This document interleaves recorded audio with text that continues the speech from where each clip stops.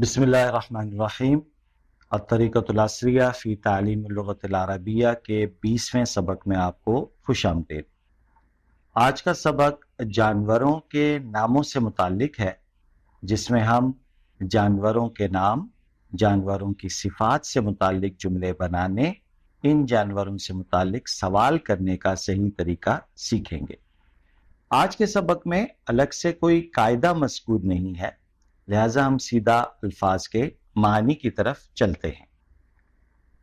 فلاح کسان، قط بلی، جمل اونٹ، طاؤس مور، ثور بیل، شاۃ بکری، سریع تیز، فیل ہاتھی، قوی طاقتور مضبوط، ارنب خرگوش، حصان گھوڑا، حمام کبوتر، بقرۃ گائے، حمار گدھا، غزالہ ہرن، طائر پرندہ، غراب کوا، حدیقۃ الحیوانات چڑیا گھر، مزرعہ کھیت، دجاجہ مرغی، جاموس بھینس، اسد شیر، قبیح بدشکل، خروف دمبا، ماکر مکار، ثعلب لومڑی۔ تو یہ تو تھے الفاظ کے معنی۔ آج کے سبق میں ہمیں پورے جملے لکھنے کا طریقہ سکھایا جا رہا ہے، جس کے ذریعے ہم کسی واقعے کو بیان کرنے کا طریقہ سیکھیں گے۔ جیسے اگر ہم سبق کی طرف دیکھتے ہیں تو سبق کا عنوان ہے الحیوانات، یعنی جانور۔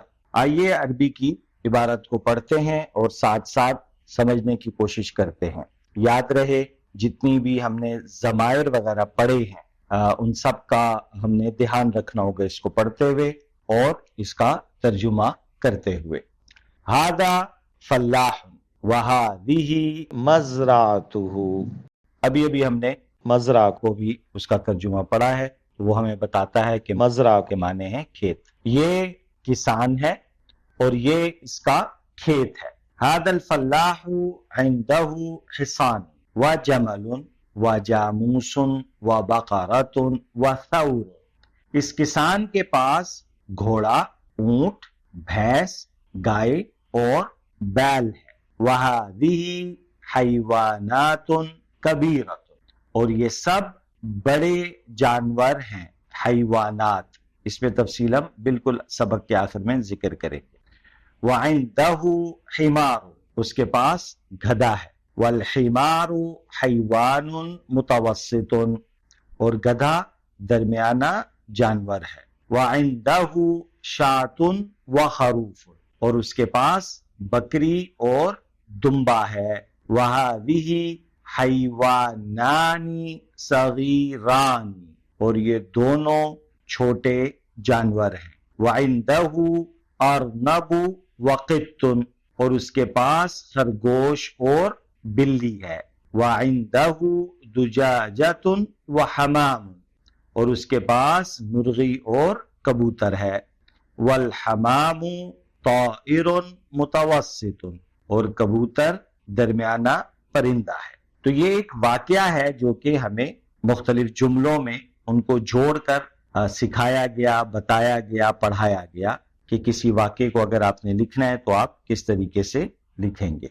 اب ہم اگر غور کریں تو یہ جو ہمارے پاس ایک تفصیل آئی ایک کسان کے بارے میں کہ اس کا ایک کھیت ہے اور اس کے پاس فلانے جانور ہیں، یہ معلومات آنے کے بعد اب اگر ہم اس معلومات کی بنیاد پر سوالات بنانا چاہیں تو کیسے سوال بنے گا، یہ ہم نے سیکھنا ہے۔ ھل الجمل حیوان کبیر، کیا اونٹ بڑا جانور ہے؟ تو جواب ہے نعم الجمل حیوان کبیر۔ سٹرکچر پہ نظر رکھیے گا، سوال کیسے بن رہا ہے اور جواب کیسے بن رہا ہے، الفاظ کیا ہیں، کم زیادہ کیا ہو رہا ہے۔ ھل البقرۃ حیوان کبیر، کیا گائے بڑا جانور ہے؟ نعم البقرۃ حیوان کبیر۔ ھل الخروف حیوان متوسط؟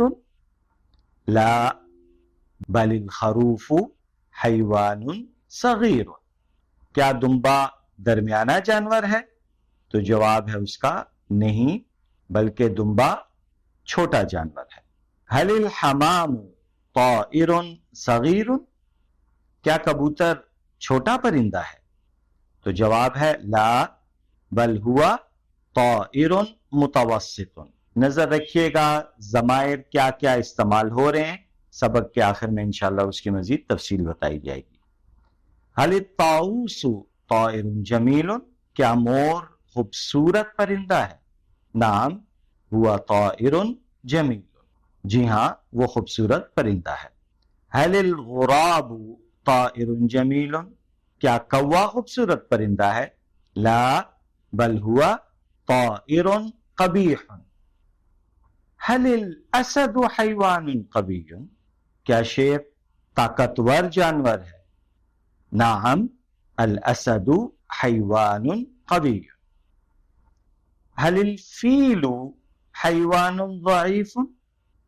کیا ہاتھی کمزور جانور ہے؟ لا بل ہوا حیوان قوی، نہیں بلکہ وہ طاقتور جانور ہے۔ هل الحصان حیوان جمیل؟ کیا گھوڑا خوبصورت جانور ہے؟ نعم ہوا حیوان جمیل۔ هل الارنب حیوان قوی؟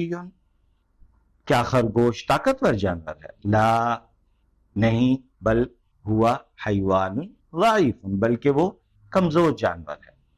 هل الثعلب حیوان شریف؟ کیا لومڑی شریف جانور ہے؟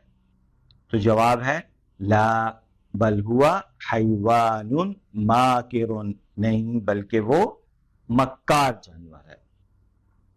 تو الحمدللہ ہمارے سبق کا جو ایک بنیادی حصہ تھا وہ ہم نے پڑھ لیا۔ اب ہم اسی کی روشنی میں تمرین کی طرف آگے بڑھتے ہیں۔ آج کے سبق میں 2 ٹارگٹ ہیں، 2 مختلف ایکسرسائز ہیں، تمرینیں ہیں۔ ایک عربی میں ترجمہ کریں، یعنی ہمیں اردو کے الفاظ دیے گئے ہیں جس میں ہمیں بتایا جا رہا ہے کہ اس کی عربی بنائی جائے۔ نمبر 2 مندرجہ ذیل الفاظ کو جملوں میں استعمال کریں۔ اب انہوں نے صرف ایک لفظ دیا ہے اس میں اور کہا جا رہا ہے کہ اس کا ایک جملہ بناؤ۔ اب ہم عربی کی طرف چلتے ہیں جس میں ہم نے اردو سے عربی بنانی ہے۔ یہ چڑیا گھر ہے، یہ ہادیہ حدیقۃ الحیوانات، ہادیہ لأجل الحدیقہ۔ اس میں شیر ہے، قوما شیر طاقتور جانور ہے۔ یہاں پورا ایک جملہ مکمل ہوا، اس پہ دھیان رکھنا ہے۔ اس میں یہاں 2 باتیں بتائی جا رہی ہیں کہ اس میں شیر بھی ہے، یعنی اس چڑیا گھر میں شیر ہے اور وہ طاقتور جانور ہے۔ فیہا، کیوں؟ کیونکہ حاضی حدیقتن، تو حدیقتن مؤنث تھا لہذا ضمیر مؤنث کی آئے گی۔ فیہا اسدن، اس میں شیر ہے۔ الاسد حیوان قوی، شیر طاقتور جانور ہے۔ اور اس میں خرگوش ہے، خرگوش کمزور جانور ہے۔ وفیہا ارنب، الارنب حیوان ضعیف، اور اس میں ہاتھی ہے، ہاتھی بڑا جانور ہے۔ وفیہا فیل، الفیل حیوان کبیر۔ وفیہا غزالۃ، غزالہ ہرن کو کہتے ہیں، نیچے الفاظ کے معنی میں آپ دیکھ سکتے ہیں۔ الغزالۃ حیوان سریع، تیز جانور ہے۔ فیہا اشجار طویلۃ، اشجار کیوں؟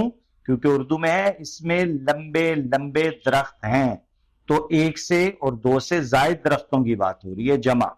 فیہا اشجار طویلۃ، اور خوبصورت پھول ہیں۔ وازہار جمیلۃ۔ تو الحمدللہ ہمارا جو اردو سے عربی کا ترجمہ تھا وہ مکمل ہوا۔ اب ہم الفاظ کی طرف چلتے ہیں جن کے ہم نے جملے بنانے ہیں، جیسے قوی، ضعیف، کبیر، صغیر۔ اب یہ وہ الفاظ ہیں جو کچھ آج بھی آپ نے پڑھے، قوی ضعیف آپ نے پہلے بھی پڑھا تھا، تو یہ ہمیشہ اصول یاد رکھیے گا کہ کبھی بھی کوئی ایسی تمرین آ رہی ہو تو سب سے پہلے سبق سے رجوع کرنا چاہیے. تو قوی کا اور ضعیف کے ابھی ہم جملے بناتے ہیں. الاسد حیوان قوی. اب دیکھیں سبق میں جملہ لکھا ہوا تھا تو ہم نے وہیں سے اس کو لے کے اور اپنا ترجمہ مکمل کر دیا. الارنب حیوان ضعیف. الفیل حیوان کبیر. الدجاجة حیوان صغیر. الحمام طائر متوسط. الطاؤوس طائر جمیل. الغراب طائر قبیح. الغزالة حیوان سریع. الثعلب حیوان ماکر. الحمام طائر ضعیف. الحمدللہ ہمارا سبق مکمل ہوا اور ہم نے مختلف الفاظ سے جملے بنائے. اور اس میں اس چیز کا بہت خیال رکھیں کہ جملہ سینسیبل ہونا چاہیے. ہم یہ نہیں کہہ سکتے کہ اسد جو ہے وہ کمزور جانور ہے یا کوا خوبصورت پرندہ ہے. ٹھیک ہے، تو سینس بھی ہو اور جملہ بھی درست بنایا جا رہا ہو. تو یہاں تو ہمارا سبق مکمل ہو گیا. جو بھی ہم نے ایک نئی ترتیب شروع کی ہے کہ کچھ نحو کے حوالے سے کچھ بنیادی چیزیں بھی آپ کے ساتھ شیئر کی جا رہی ہوتی ہیں، تو ابھی ہم اس کو دیکھتے ہیں اور اس کے بعد انشاءاللہ ہمارا آج کا سبق مکمل ہو جائے گا. جانوروں کے ناموں سے متعلق عربی گرامر کے چند اہم اصول ہیں، قواعد ہیں، ان کو ذہن نشین کر لیں آپ. ایک کہ جانوروں کے ناموں میں بھی مذکر اور مؤنث دونوں استعمال ہوتے ہیں. جیسے حصان گھوڑا ہے، جمل یہ بھی اونٹ کو کہتے ہیں لیکن یہ بھی مذکر لفظ ہے، تو اس کے مقابلے میں جو مؤنث ہے وہ ہے بقرۃ. ٹھیک ہے، یا دجاجۃ. ٹھیک ہے، یا غزالۃ. اسی طریقے سے جانوروں کے ناموں کے واحد اور جمع کی شکلیں مختلف ہوتی ہیں. جیسے بقرۃ کی جمع ہے بقرات، یا طاؤس کی جمع ہے طواویس. تو جو ہم نے پچھلے جملوں میں اگر آپ کو یاد ہو ہم نے پڑھا تھا تو اس میں ہمیں معلوم ہوا تھا کہ تثنیہ جمع جو ہم نے پڑھا تھا تو اس کا اثر جانوروں کے ناموں میں بھی آتا ہے. تیسری چیز ذہن میں رکھیں صفت کا استعمال، کہ ابھی جتنے بھی جملے تھے اس میں صفت ذکر کی گئی اور اس میں سیم وہی رول ہوگا کہ اگر موصوف مذکر ہے تو صفت بھی مذکر آئے گی اور اگر موصوف مؤنث ہے تو صفت بھی مؤنث آئے گی. کہ فلانی چیز ضعیفتن ہے، ماکرتن ہے. جس طریقے سے جمل کبیر ہم نے پڑھا تو یہ مذکر کے لیے تھا. بقرۃ کبیرۃ تو بقرہ کیونکہ مؤنث ہے لہٰذا اس کے ساتھ اس کی جو صفت ہے وہ مؤنث استعمال ہوگی.